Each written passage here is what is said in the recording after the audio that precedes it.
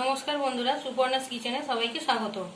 আজকে আমি আপনাদের কাছে একটা রেসিপি শেয়ার করছি, সেটা হচ্ছে তিল পটল। দেখুন, আমি এখানে 300-350 গ্রামের মতো পটলকে টুকরো টুকরো করে কেটে নিয়েছি।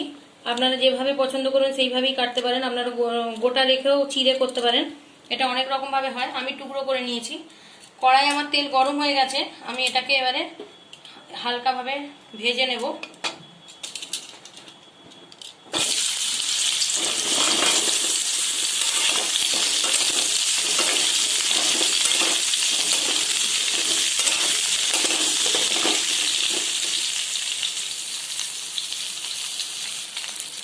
এর ওপর আমি একটু অল্প করে হলুদ দিয়ে দিচ্ছি। আমি আলাদা করে আর মাখালাম না, আপনারা মনে করলে এটাকে মাখিয়েও নিতে পারেন। আর অল্প করে লবণ দিয়ে নিচ্ছি। এবারে আমি এটাকে মিশিয়ে দিলাম পটলের সঙ্গে, যাতে প্রত্যেকটা পটলের গায়ে লেগে যায়। সেইভাবে মিশিয়ে আমি এটা সর্ষের তেলে রান্না করছি, 25 গ্রামের মতো সর্ষের তেলে দিয়েছি। দেখুন, এবারে এটাকে আমি একটু ভাজা ভাজা হতে দিচ্ছি। এটা ভাজতে ভাজতেই আমি তিলটা বেটে নেব। তিলটা বাটার আগে আপনাদের সঙ্গে আমি দেখাটা করিয়ে নিচ্ছি।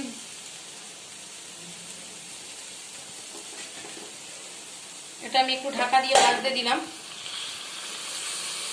মিডিয়াম। দেখুন, আমি এতে 5টা-6টা গোটা কাজু নিয়ে নিয়েছি, আপনারা এটা স্কিপ করেও যেতে পারেন। আর নিয়েছি 50 গ্রামের মতো সাদা তিল। আর নিচ্ছি কালার একটু লালচে যাতে কালারটা হয়, তার জন্য কাঁচা লঙ্কা, লাল লাল কাঁচা লঙ্কা 3টে। এটা আমি এখন পেস্ট করে নেব। পেস্ট করে নিয়ে আবার দেখাচ্ছি আপনাদেরকে। দেখুন, আমার পটলগুলো ভাজা ভাজা হয়ে গেছে। এই রান্নাটা করতে বেশি উপকরণ লাগে না। ইতিমধ্যেই আমি একটা পেস্ট তৈরি করে নিয়েছি। দেখুন, আমার পটলগুলো ভাজা ভাজা হয়ে গেছে।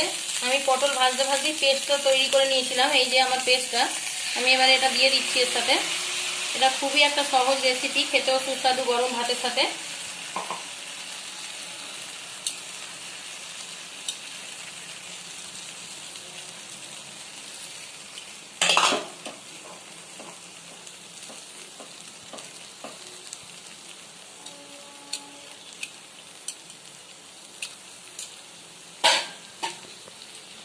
পেস্টটা দেওয়ার পর এবারে আমি একটু নেড়ে চেড়ে নিচ্ছি। এটা খুবই কম আঁচে করতে হবে, কেননা নয়তো এটা পুড়ে যাবে বা তলায় কামড়ে ধরবে।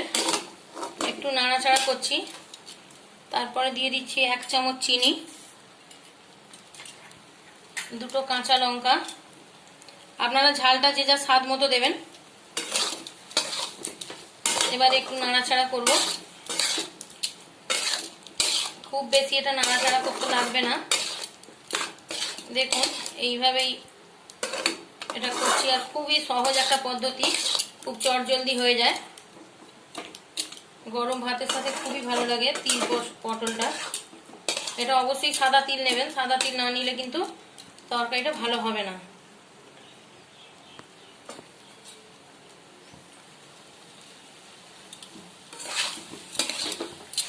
আমি হালকা হাতে নাড়তে নাড়তে যেটুকু জল আমার লাগবে সেটুকু হচ্ছে পেস্টটা যে করেছি মিক্সিং গ্রাইন্ডারে, সেই গ্রাইন্ডার ধুয়ে যেটুকু জল আমার লাগবে আমি দেব।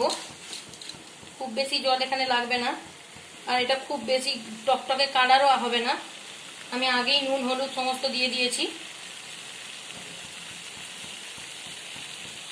দেখুন, আমি অল্প পরিমাণ মিক্সিং জারটা ধুয়ে জল দিয়ে দিলাম।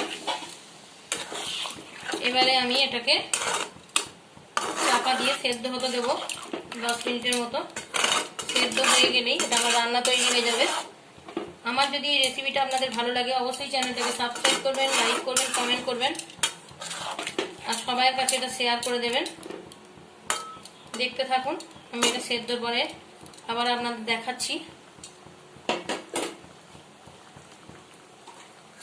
বন্ধুরা, আমার এই রেসিপিটা রেডি হয়ে গেছে। তিল পটলগুলো সেদ্ধও হয়ে গেছে।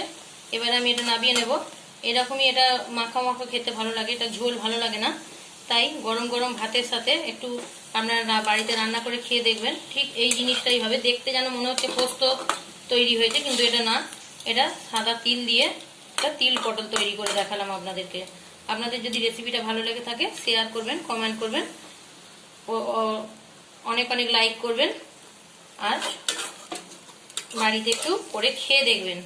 ধন্যবাদ।